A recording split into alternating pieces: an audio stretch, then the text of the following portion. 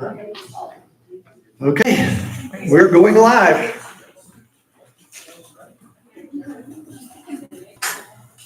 Exodus chapter 2.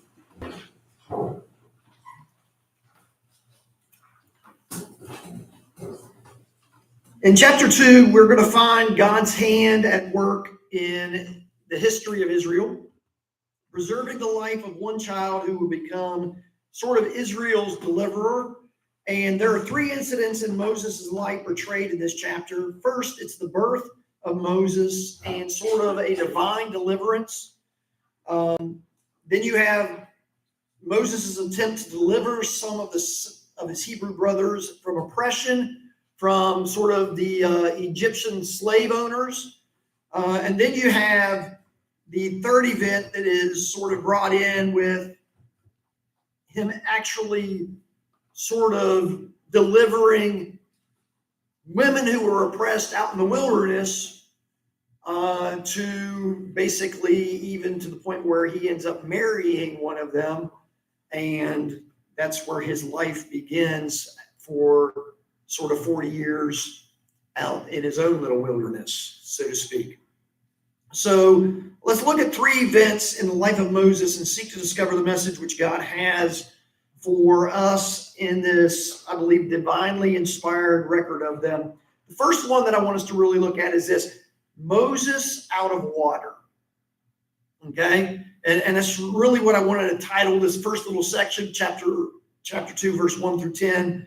And we're going to have Moses out of water, and then we're going to sort of have Moses in hot water.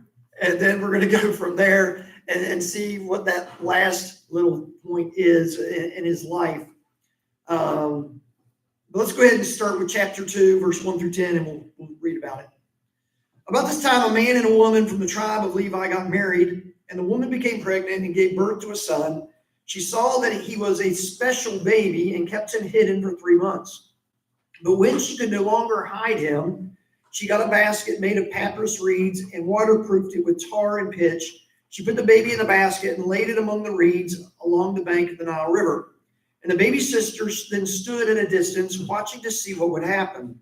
Soon Pharaoh's daughter came down to bathe in the river, and her attendants walked along the riverbank. When the princess saw the basket among the reeds, she sent her maid to get it for her. When the princess opened it, she saw a baby. The little boy was crying, and she felt sorry for him. "This must be one of the Hebrew children," she said. Then the baby's sister approached the princess. "Should I go and find one of the Hebrew women to nurse the baby for you?" she asked. "Yes, do," the princess replied. So the girl went and called the baby's mother. "Take this baby and nurse him for me," the princess told the baby's mother. "I will pay you for your help." So the woman took the baby home and nursed him. Later, when the boy was older, his mother brought him back to Pharaoh's daughter, who adopted him as her own son. The princess named him Moses, for he explained, "I lifted him out of the water." So at the time of this decree, that all of the boys were supposed to be thrown into the Nile, right? Remember that decree from last week? All of the babies that are boys were to be thrown into the Nile. Moses is born. His mother keeps the baby hidden until 3 months, and then I don't know what happened at that point. I don't know if she said, "Well, it's getting too hard for me to hide this baby at this point, so I'm going to have to do something. I'm going to keep sort of the letter of the law. I'm going to put the baby in a basket.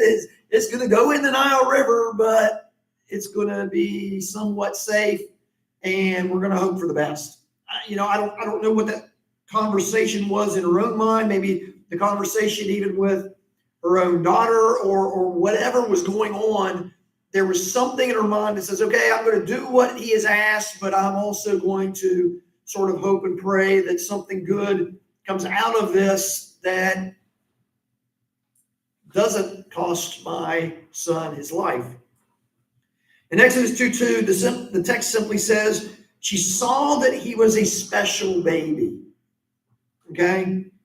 The Hebrew word for special is really the same word that we would use for good, and it's frequently used by Moses in the 5 books of the law, the 5 books: Genesis, Exodus, Leviticus, Numbers, and Deuteronomy. he uses this word frequently. And in the most sense, it is of goodness, which is the result of being made or given by God. Okay, so whenever he's really talking about the good, or even here where it's talking about special baby, what he's really saying is this is something that she saw as a mother, not that he was a good baby or a good looking baby or, anything like that, but that he was actually something that she looked at and said, there is something God good in this child. That's different than just looking at your child and saying, oh, isn't that just a wonderful baby? Right?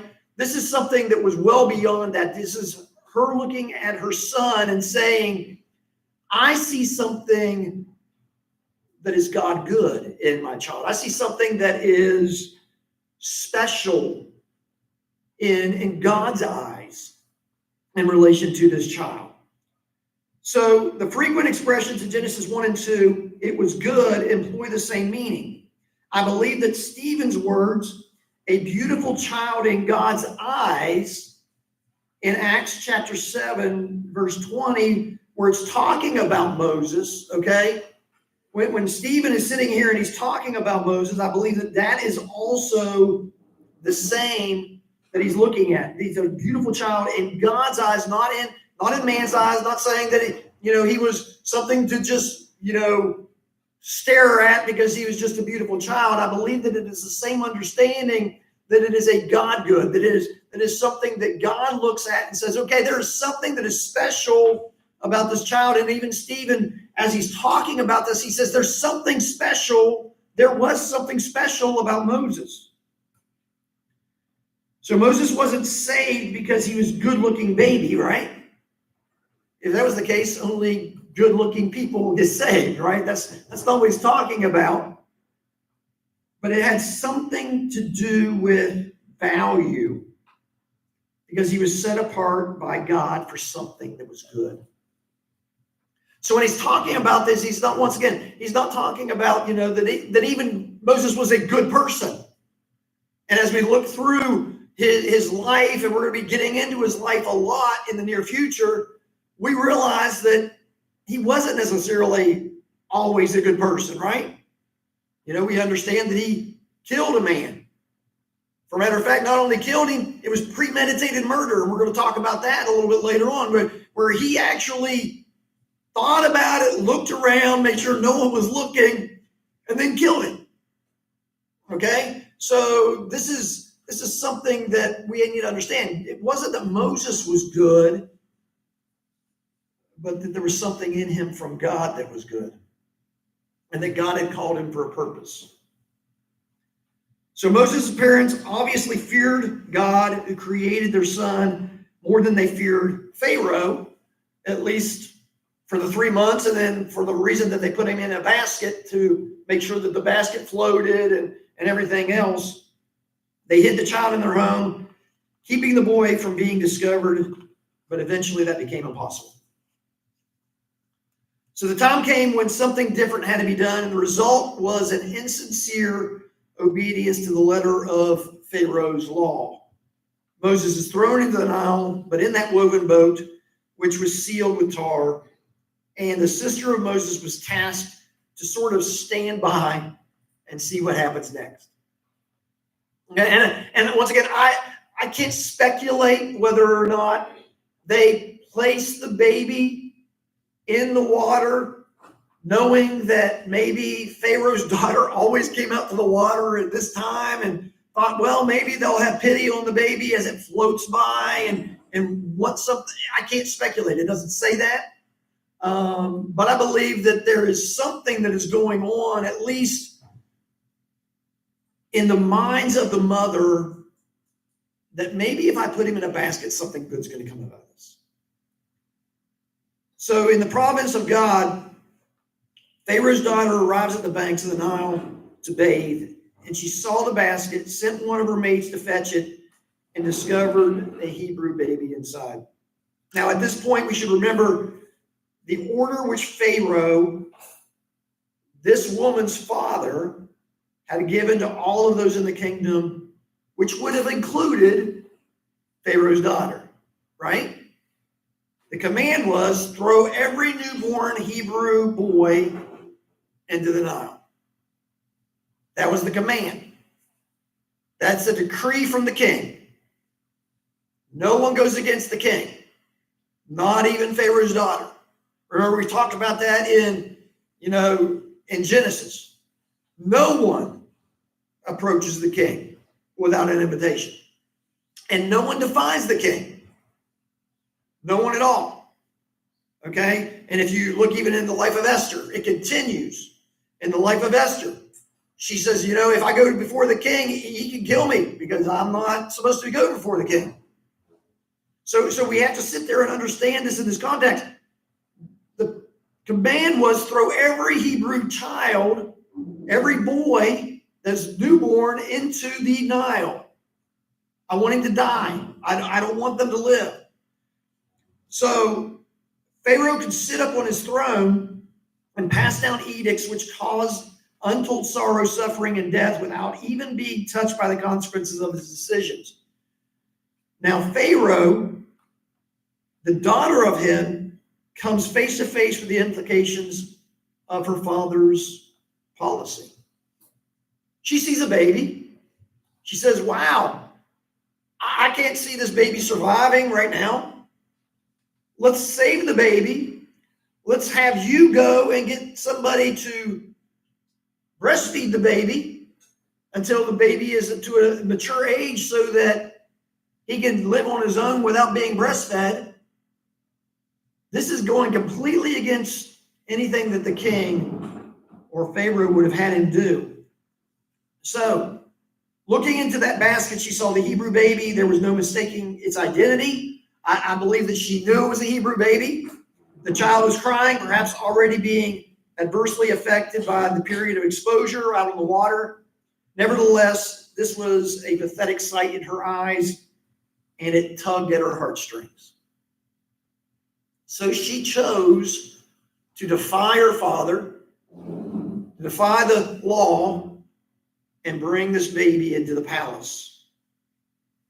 What her father had commanded was not only unthinkable, it was, in her opinion, undoable. No doubt she was pondering what she could do with the child when Moses' sister arrived with a solution. Should I go and find one of the Hebrew women to nurse the baby for you, she asked. Yes, do, the princess replied. So the girl went and called the baby's mother. Take this baby and nurse it for me. The princess told the baby's mother, I will pay you for your help. So the woman took her baby home and nursed him. How gracious is God to give this child back to his parents for a time and then even pay her to raise her own child. That's pretty good. I'm getting paid to raise my own child by somebody who told me to kill my child. That's pretty awesome. The fact that he put his sister there to make sure that it was her that took him back to their mother.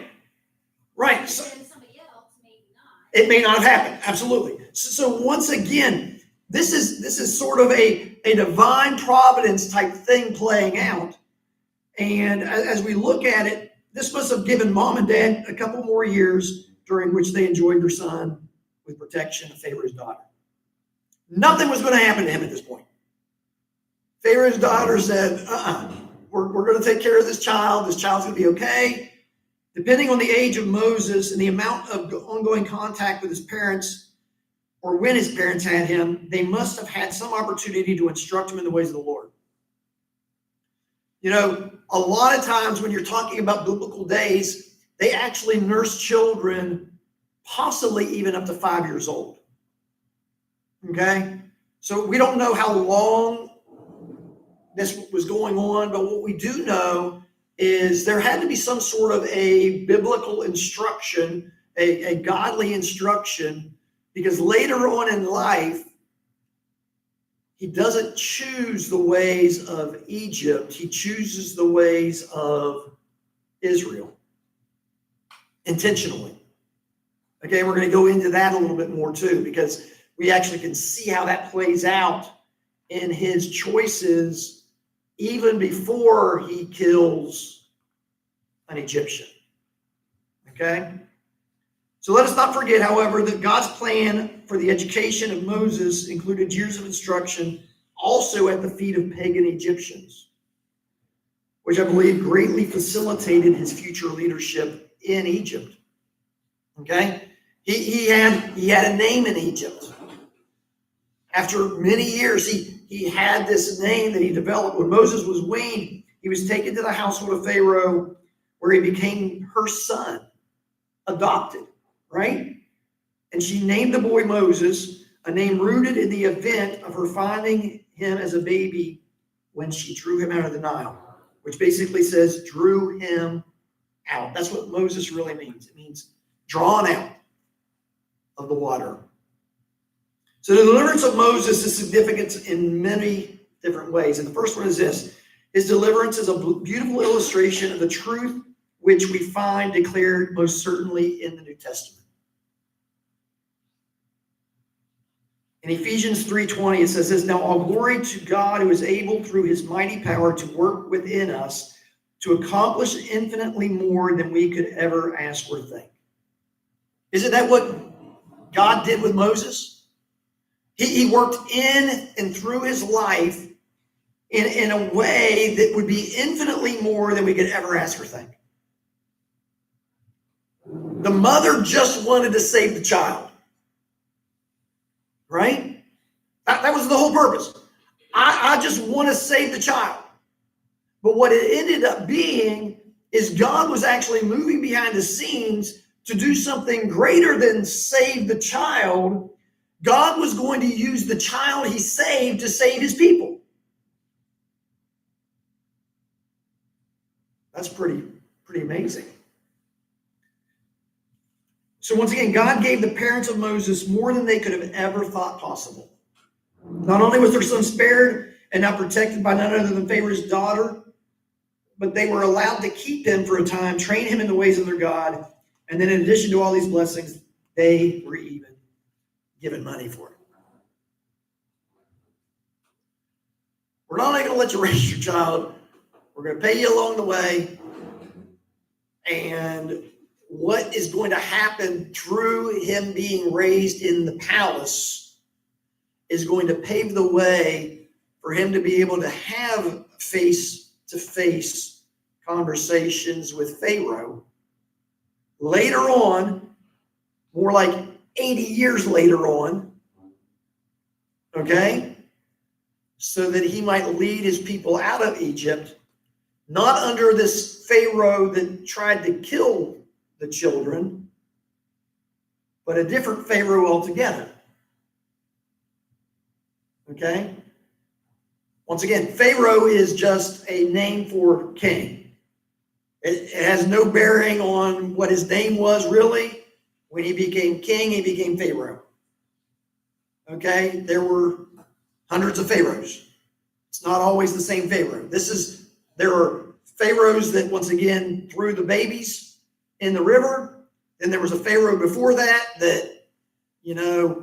basically told all of Jacob's offspring that they had this land in Goshen and they could live there indefinitely and all this other stuff, right? There's all these different Pharaohs. The Pharaoh that actually ends up trying to not let the people go is a whole different Pharaoh than the one we're even talking about now. Okay? So the second observation which must be made is the placing of Moses in the river is not the high point of faith in the lives of his parents. Most often this text has been interpreted romantically rather than realistically. We readily choose to believe that the putting out of Moses by his parents was an act of faith. But a little bit of thought raises some serious questions. Why was the baby put among the reeds of the Nile? You see, I believe that the reason he was put in the reeds was to hide the baby from sight. And if the parents had cast their son into the Nile, surely no other Hebrew family would want to run the risk of saving the child. And any Egyptian who encountered the child would have been inclined to throw it in the river. So sort of, at least out of fear of disobeying Pharaoh's command, they reluctantly put the baby in the river. And as you're sitting there and you're looking at all of this, was that really faith? So we can't really look at them and say, well, this is just a divine faith thing. I don't think that we can look at that and say that. I think they were desperate. I think that there was desperation. Absolutely. Maybe something will happen. Maybe, somebody will take the child and raise them as their own. Maybe he won't perish.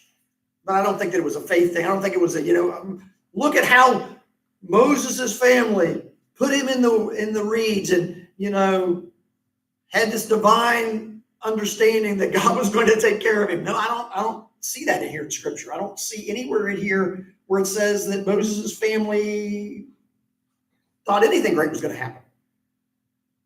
It just said sort of that he was trying to be protected. We're going to hide the basket among the reeds. We're going to, Well, if his sister was one of the maidens to the Pharaoh's daughter, she knew what her routine was. once again, she knew the routine. So she was hoping. She knew that Yeah. if they place him here, he's protected, hidden, Right.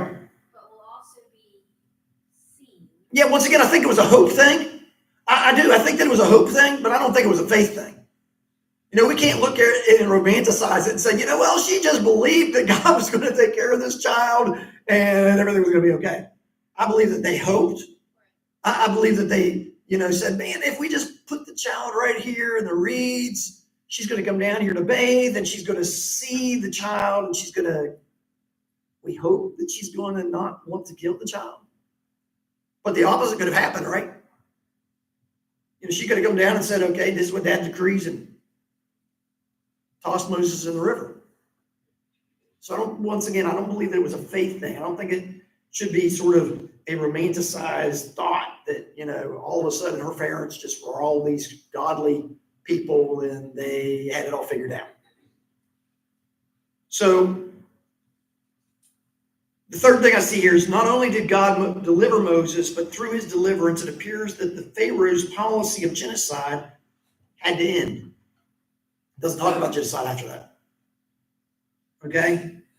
So Pharaoh had decreed that every baby boy born of an Israelite was to be cast in the Nile. But Pharaoh's own daughter defied that. Right?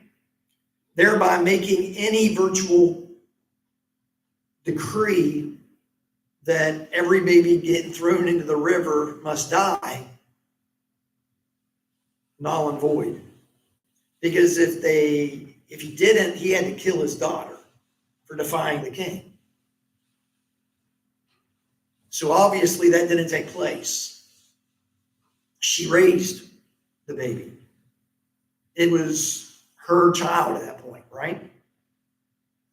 So think about it for a moment. Pharaoh's daughter refused to abide by her father's orders by taking Moses out of the water. Then she takes the Hebrew child home to be her son. Now in the palace of the Pharaoh, whose orders were to throw them into the water, there's a Hebrew boy whose name means taken from the water. And there is, in my mind, no way that Pharaoh could have enforced this decree at that point. Once again, Pharaoh's efforts to destroy the people of God are turned upside down, resulting in the fulfillment of his promise concerning the blessings of the people of Israel. So once again, everything that Pharaoh tried to do to stop this from happening didn't happen. Okay?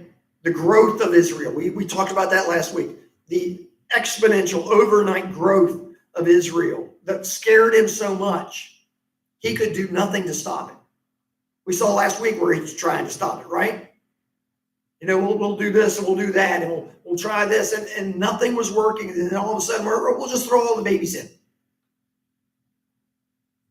Well, then all of a sudden we find out that you can't even do that because now your own daughter doesn't abide by your law. So once again, God has providentially preserved and prospered his people, and Moses has been spared so the other Israelite baby boys. Now there is a Hebrew living in the palace and part of the royal family. So not only was he not able to stop the growth of Israel, he now has one of the people in his household that he wanted to kill and despised, who is going to be raised up sort of as a somewhat heir to the throne, as a child of, or a grandchild of his. So once again, Moses comes out of the water. Second thing, Moses in hot water. Let's go ahead and go to that one. Verse 11 through 15. Many years later, when Moses had grown up, he went out to visit his own people, the Hebrews, and he saw how hard they were forced to work. And during his visit, he saw an Egyptian beating one of his fellow Hebrews. After looking in all directions to make sure no one was watching, Moses killed the Egyptian and hid the body in the sand. The next day, when Moses went out to visit the people again, he saw two Hebrew men fighting. "Why are you beating up your friend?" Moses said to the one who started the fight. The man replied, "Who appointed you to be our prince and judge? Are you going to kill me as you killed the Egyptian yesterday?" Somebody saw it, right? Then Moses was afraid, thinking, "Everyone knows what I did." And sure enough, Pharaoh heard what had happened, and he tried to kill Moses. But Moses fled from Pharaoh and went to live in the land of Midian. When Moses arrived in Midian, he sat down beside a well. So, verse 10 and 11 passes basically 40 years. Okay? 40 years between verses 10 and 11. And taking up the story of Moses as an adult, preceding the events of verses 11 and following is, I believe, a decision which is made by Moses, and it is described in the book of Hebrews as sort of this mind shift change. Okay? And this is what it says in Hebrews 11, 24 through 26.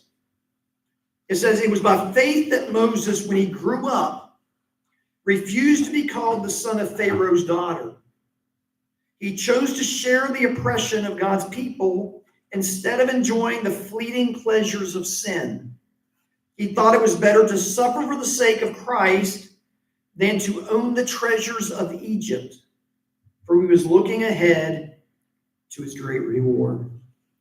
So once again, somewhere along the way, somewhere within that 40-year period of Moses being born and Moses becoming the man that he was, he had some sort of a switch go off in him that said, "I am not going to be an Egyptian. I'm going to be what I was born to be. I'm going to be an Israelite. I'm going to follow the one true God. I'm going to serve Jehovah."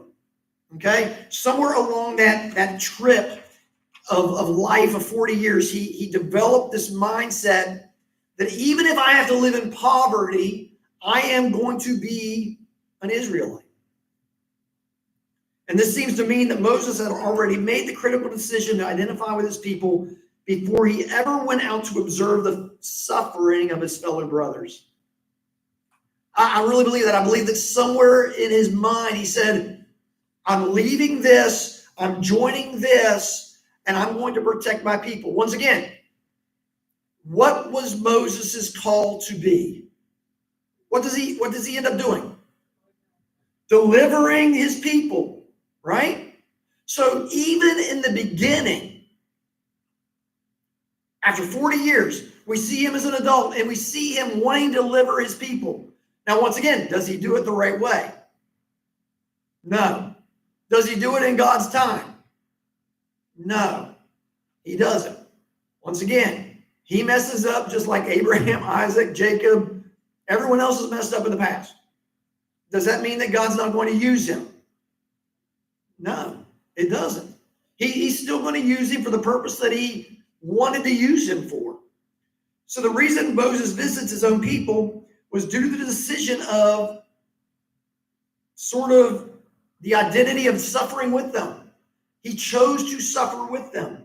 So Moses did not lose his status as a son of Pharaoh's daughter by the killing that he committed. He gave that up before the killing. Moses' visit to the people backfired in one sense, but it was used by God to prepare him for a future calling. Now, once again, Moses could not save the people of Israel running. Right?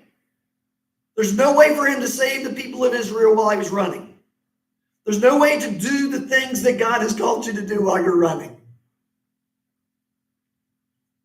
Did the Pharaohs get switched out? What? Did the Pharaohs change like between when he left and when he got back?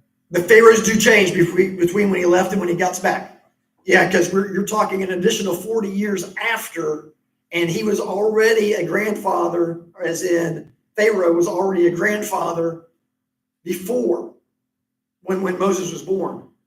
So this is a whole different Pharaoh. Yes, and you were saying. But just like you were saying, that's God's time. I kind of believe it was because he knew Moses wasn't ready. He had to go there and flee and ensure whatever, and then God called. Well, once again, does that say that God couldn't have called him 40 years earlier if his heart would have been right? He was waiting for this. Right. He had to get the heart right. And that's the thing. Wasn't that the same thing with Abraham? Right? Same thing with us. Absolutely. And once again, while we're running, we're not doing what God's called us to do either. Now, once again, why did he run?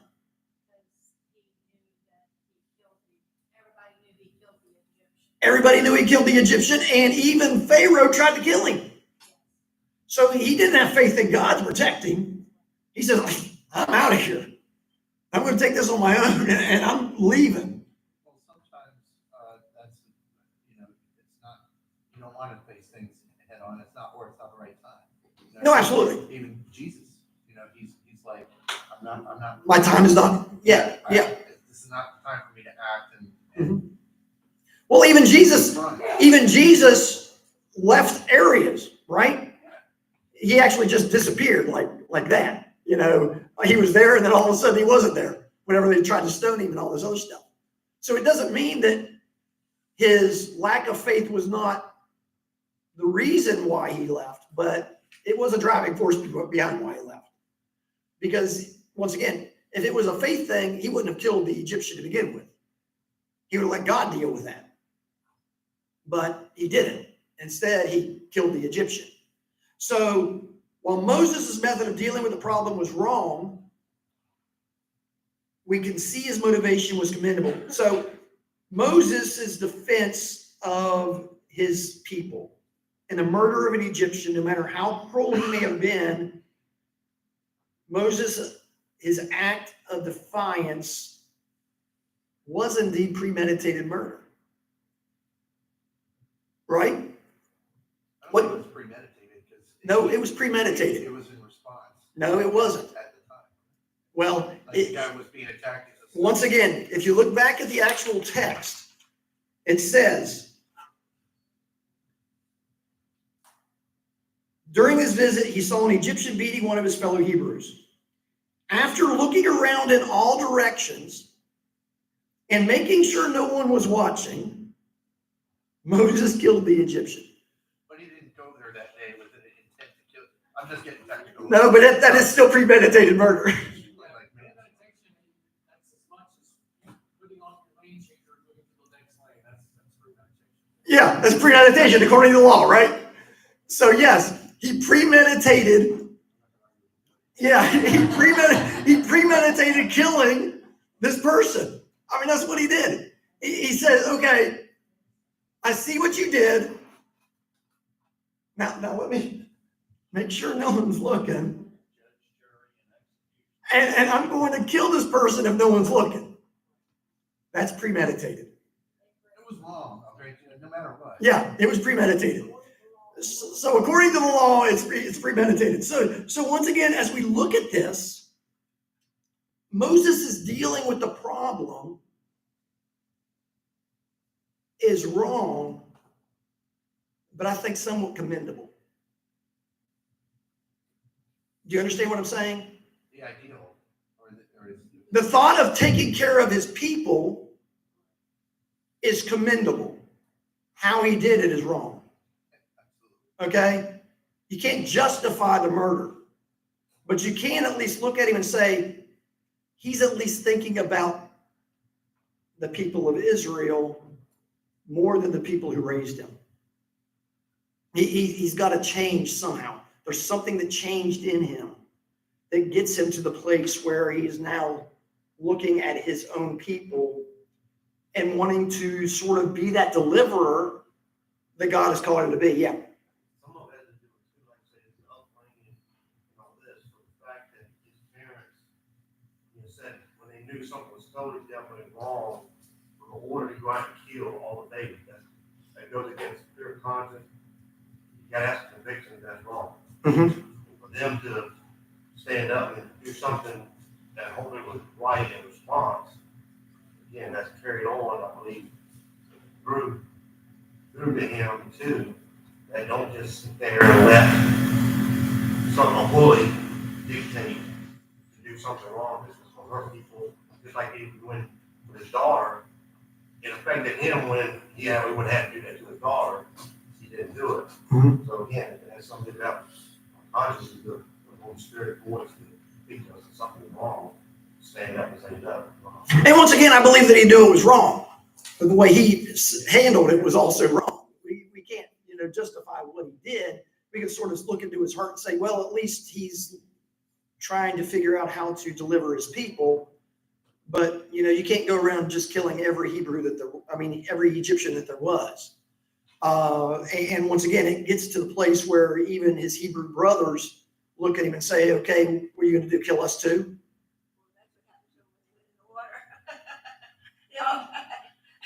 And eventually all the Egyptians end up dying in the water.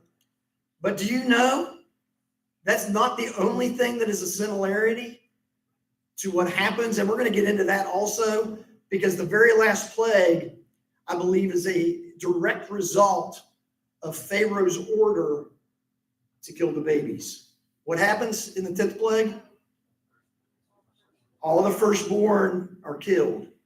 Okay? This was any firstborn at that point, right? So once again, vengeance is mine, saith the Lord. So as we sit there and we look at this, you can't just look at it and say, this all happened and then, wow, look at all these similarities to what happens through the plagues of what sort of comes back to the Egyptians based on what happened to the Israelites. So Moses' motivation, I believe, was right, but his methods and his timing were all wrong. What seemed to start out with a bang, sort of the deliverance of Moses and rearing of him in the palace, appears to have ended with his hasty departure. He had to flee. So instead of rising in power and delivering his people, Moses ran for his life away from his people into the land of Midian. Okay? So that brings us to the last little section of Exodus chapter 2. And we're going to do verse 16 through 25. And you can sort of look at the story and sort of come up with your own title for this last little section. Now, the priests of Midian had 7 daughters who came as usual to draw water and fill the water troughs for their father's flocks. And some other shepherds came and chased them away. So Moses jumped up and rescued the girls from the shepherds. Then he drew water for their flocks. When the girls returned to Reuel, their father, he asked, "Why are you back so soon today?" "An Egyptian rescued us from the shepherds," they answered. "And then he drew water for us and watered our flocks." "Then where is he?" their father asked. "Why did you leave him there? Invite him to come and eat with us." Moses accepted the invitation and he settled there with them. In time, Reuel gave Moses his daughter Zipporah to be his wife. Later, she gave birth to a son, and Moses named him Gershom, for he explained, "I have been a foreigner in a foreign land." Years passed and the king of Egypt died, but the Israelites continued to groan under the burden of slavery. And they cried out for help, and their cry rose up to God. God heard their groaning, and he remembered his covenant promise to Abraham, Isaac, and Jacob. He looked down on the people of Israel and knew it was time to act. So fleeing to the land of Midian, Moses ends up at a well. Okay? To which his daughters of Ruel, a Midianite, had come to water their flocks. At this well, the character of Moses as a deliverer to the oppressed once again is manifested. He is once again seen as this defender of all who are weak, right? That's sort of what he's looked at. He's looked at and said, okay, this is who Moses is. This is Moses' character. He is a defender of anyone who is downtrodden, a defender of anyone who is weak, a defender of anyone who has difficulties in life. And he's going to stand up and he's going to protect and he's going to do this stuff for people when he sees them as being sort of the underdog in the story. What took place on this particular day was typical, not unusual. The 7 daughters of Ruel arrived at the well where they apparently waited in line for the well to be opened. It would appear that these women arrived earlier than the other shepherds who came later, yet these men figured they could bully their way ahead of the women and make them water their flocks last. Moses did not like what he saw at all. Somehow Moses enforced the policy of ladies first. The oppressed were once again delivered, and Moses could not look the other way, even when advantage was being taken of strangers. So Moses is in a land that he's not around, never been around, and he sort of protects women who couldn't protect themselves and gives them the water first. Not something that happened on a regular basis, because we see in the story where daddy looks at him and says, hey, how'd you get back here so soon? And then they go into the story about how Moses saved them. Noting their early arrival, Ruel asked the daughters what had happened. When he had told them the rescue story, Ruel gently chastised his daughters for not extending the hospitality of a meal to a stranger who to them was an Egyptian. No doubt his speech and dress led to this conclusion. Regardless of his nationality, he should have been extended hospitality because of his own kindness. That's something that they did back then. Remember, we looked at that in the book of Genesis. When people came, you gave them hospitality. When people did something nice for you, you basically opened up the whole house and you prepared them the nicest meals and you just took care of them. That was part of the culture. So with great economy of words, Moses briefly records this chance encounter, and it led to a lengthy stay in Midian, his marriage to Zipporah, and the birth of a son, Gershom. What is significant is the naming of a son, because it means I have been a foreigner in a foreign land. I believe this statement is significant in describing Moses' state of mind at this point in time. In Midian, a land closer, listen to this, Midian, a land closer to Canaan than Egypt. Moses thought of himself still as an alien and a sojourner. He still thought of his homeland as Egypt, not Canaan, not the promised land. And I personally see this as an indication of a rather low point in the spiritual state of not only Moses, but Israel. Because Israel was considering Egypt home. He had already had his mind changed. Remember, I'm going to be with my people of Israel. I'm an Israelite. This is who I'm going to worship with. This is who I'm going to serve with. This is who I'm going to love. This is who I'm going to devote my time to.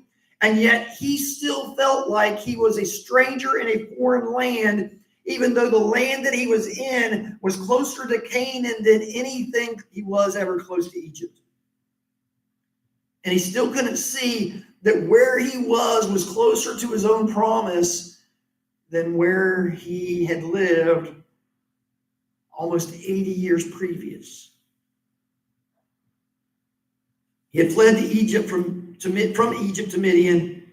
He had married a non-Israelite, technically, at least, although Zipporah was certainly more closely related than an Egyptian woman would have been. From Moses' point of view, Egypt, his homeland, is far away. And one can hardly think of this time as that of great faith or purpose in Moses' life. Because, once again, this becomes even more evident when God's call to Moses is described in chapters 3 and 4. We're going to get into that in chapters 3 and 4. But the great faith and commitment of God's people, with which verse 11 begins, has somehow eroded into something less. All of his devotion to the people of Israel has now become this sad state that he's living in after being 40 years away from anything that has to do with his people. Well, how did he learn or know about his people? Well, once again, I believe that he was raised by them until the age of 5 or so, probably. And then you probably still had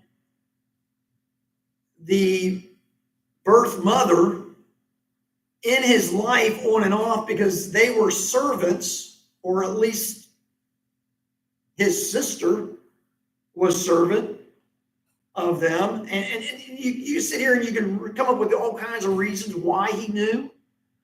But I believe that it was the upbringing to begin with. Was Jethro's people any part of the 12 tribes? Like distant from them? Relative? No. Because who Yeah. did they worship? They were part of the tribe of Dan, I think. Yeah. And it was, they sort of fell off. So, Well, that was one thing that I always thought was kind of special about the statement about the sojourner in a foreign land, was even when he was in Egypt as a grandson of Pharaoh, maybe he had that feeling even then. mhm. And I just always thought that was kind of neat, when he actually says it here. Right, absolutely. So once again, something happened along the journey. And maybe he just, maybe his adopted mom even made him know. Hey, we found you in the river, and you were an Israelite, and we don't know what the stories were for that 40-year period, because that first 40-year period, there's nothing said. Right. And then you had the last 40 years where you still don't know anything that was going on in his life, other than the fact that he was married and he had a kid. We know nothing about the story of that total of 80 years, really. Nothing. Other than the fact that, he was born, 40 years happen, he kills an Egyptian, he flees another 40 years, and then all of a sudden God calls to him in a burning bush. And then he spends another 40 years Yeah, in the desert. in the wilderness. So as we're sitting here, we're looking at this story. There's not a whole lot of story that you can actually pull any information from, other than the fact that somewhere along the way, he develops this faith that sort of, my birth people are going to be my people, and their God is going to be my God. But I don't think if he hadn't been raised in that way, that the Egyptians would have given him much credence or treated him any differently than any of the other Hebrews. No, absolutely. I believe that what happened is a divine thing. I believe that it had to happen the way it did. I believe that just as Joseph ended up at the palace. Moses had ended up in the palace also. And God worked that to happen. Okay? Because that was what gives him the credence to go back and say, I am the son of so-and-so. Okay? So something had to happen that got him that type of a name place in the kingdom of Egypt. So Israel's future seems dim. Threatened by Pharaoh's oppressive measures and now the command to kill every Israelite boy, Moses providentially delivered and becomes the son of Pharaoh's daughter, but his status is renounced. And when Moses sought to deliver his brother, he simply got himself into trouble.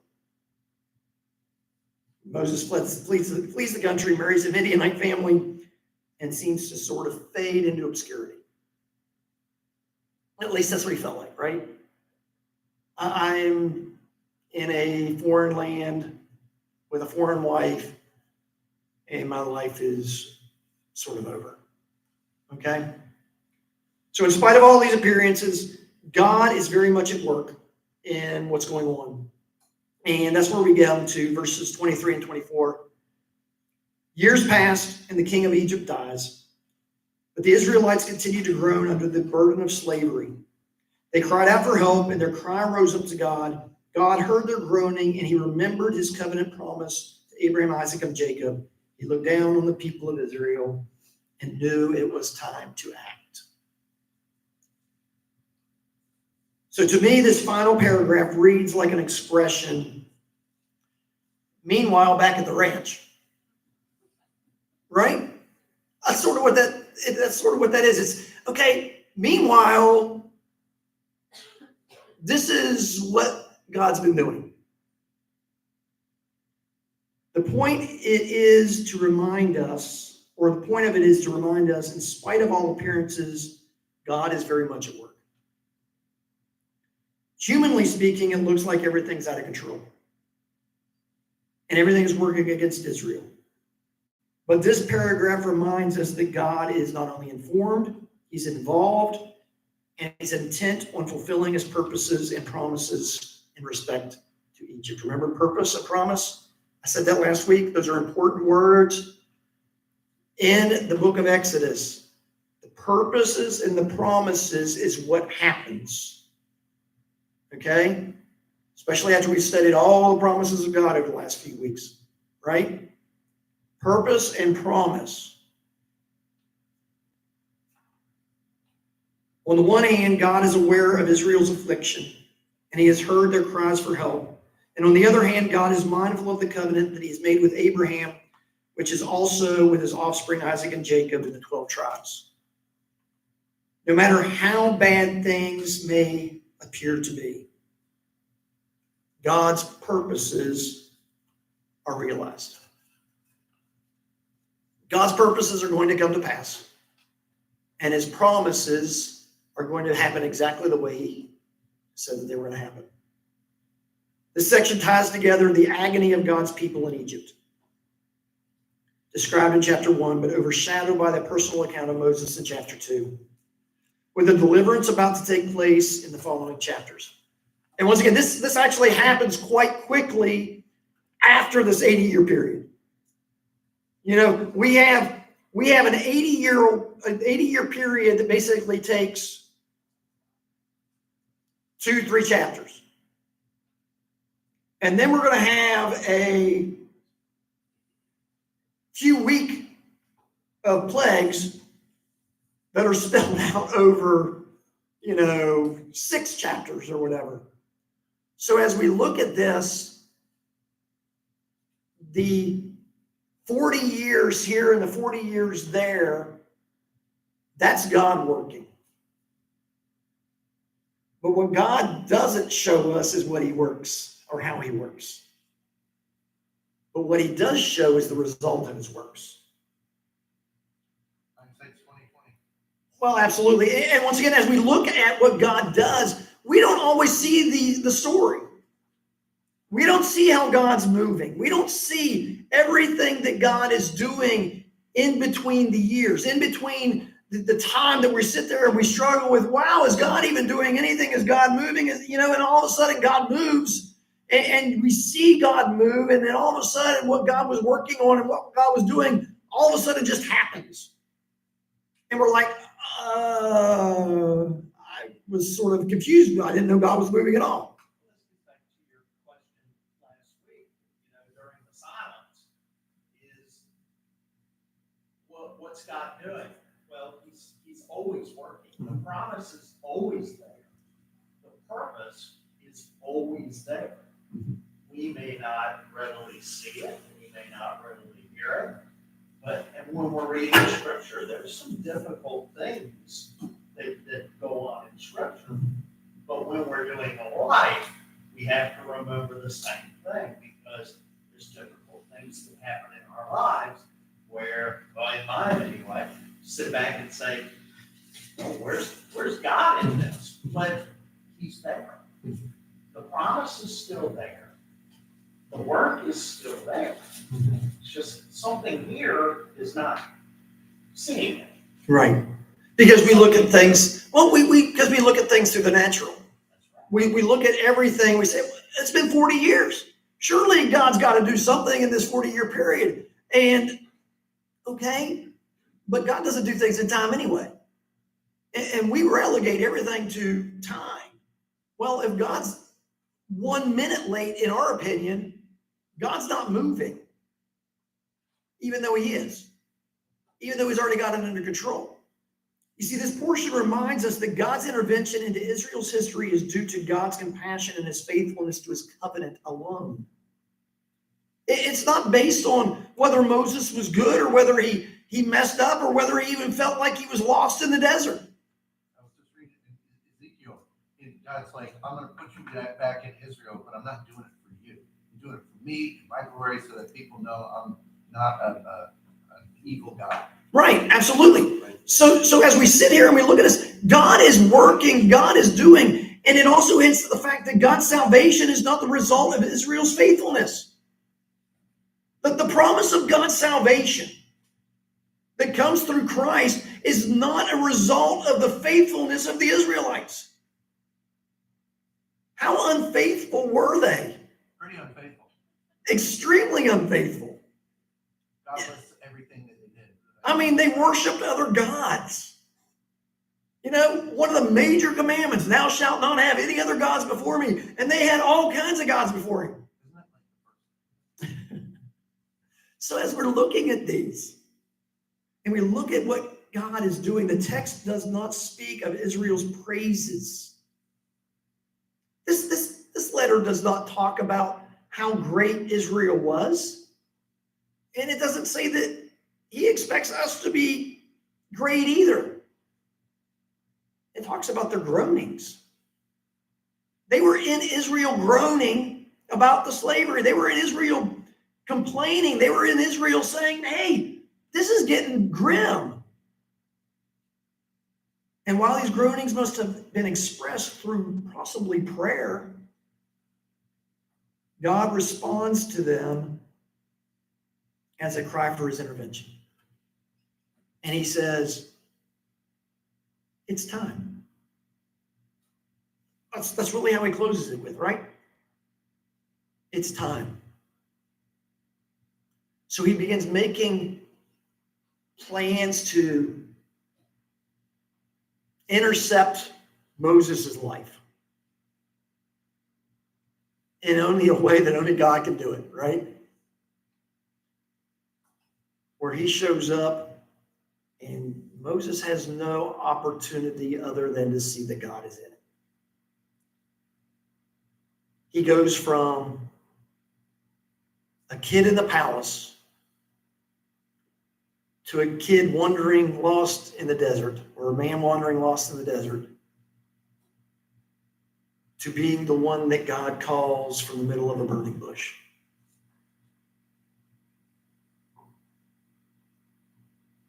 Proving that God was always in the midst. Proving that God was always working and behind the scenes. And that he didn't miss a step. And he doesn't miss a step in our lives either. He sees the beginning from the end. He knows what he's doing. And we can trust him. Even in the unseen. Even in the wilderness. Even when it seems like there's 40 years and nothing's happening. God is still in control. He's still on his throne. And he's still got his purpose and his promises that he's going to fulfill. Anybody have anything to add? That is Exodus chapter 2. Next week, Exodus chapter 3.